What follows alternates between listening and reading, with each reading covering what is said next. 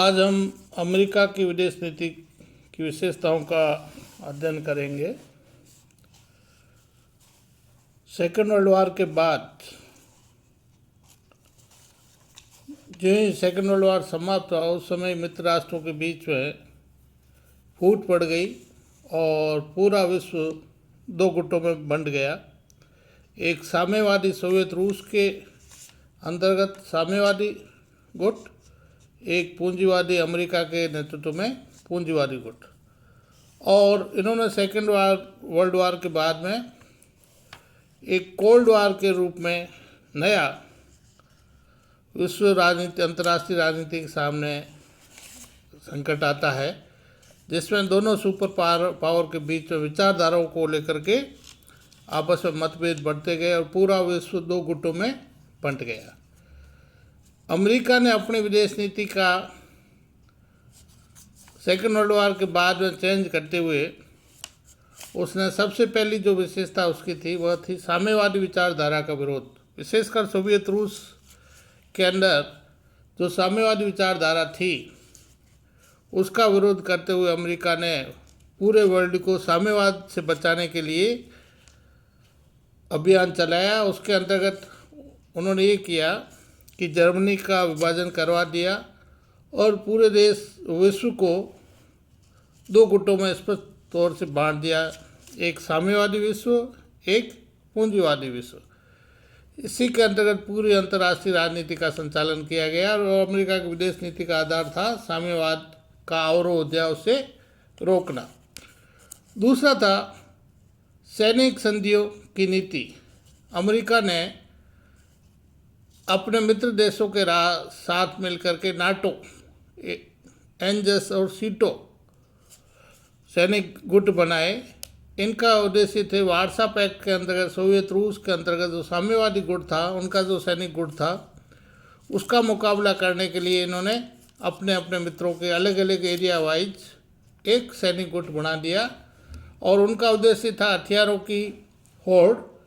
और सोवियत गुट जो था वार्सा पैक्ट के अंतर्गत उसका मुकाबला करने के लिए हथियारों को ज़्यादा से ज़्यादा विकसित करना और इससे लगातार इन दोनों ही गुटों के बीच में जो प्रतिस्पर्धा थी वो बढ़ती गई। तीसरी जो अमेरिकी विदेश नीति की विशेषता थी वह थे विदेशी आर्थिक सहायता की नीति। जो कमज़ोर देश थे या सेकेंड वर्ल्ड वॉर के कारण कमज़ोर हो चुके थे उनको अमेरिका ने बड़ी मात्रा में मार्शल योजना के अंतर्गत आर्थिक सहायता दी और उसके साथ साथ उन्होंने डॉलर के बदले उन राष्ट्रों की विदेश नीति थी वो अमेरिका के पक्ष में मोड़ दी और इस आधार पे उन्होंने अलग अलग एक उदार पट्टा कार्यक्रम, इसके अंतर्गत अमेरिका की यात्रा वो आर्थिक सहायता थी वो भी बड़ी मात्रा में ब्रिटेन, फ्रांस को दी गई।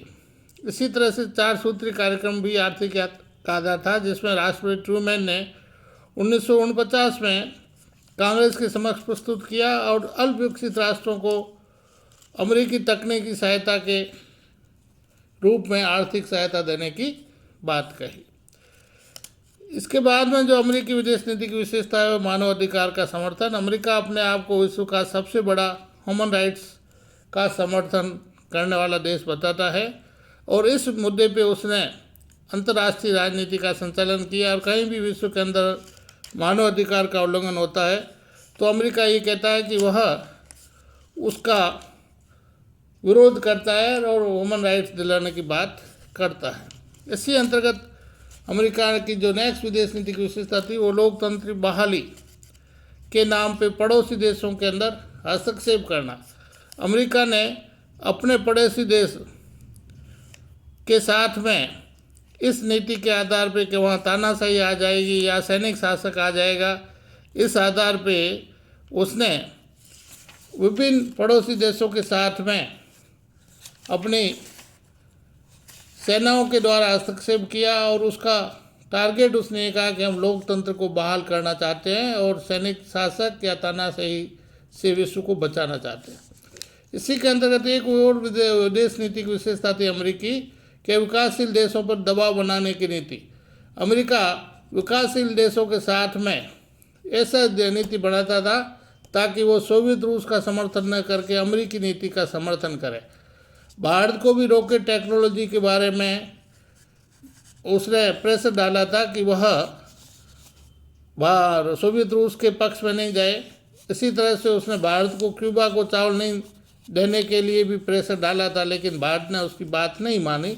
लेकिन इसी तरह से कई देशों के साथ में भी अमेरिका आर्थिक प्रतिबंध लगा करके उनको घेरने की बात करता था। इसी तरह से एशिया प्रशांत क्षेत्र में विशेष दिलचस्पी।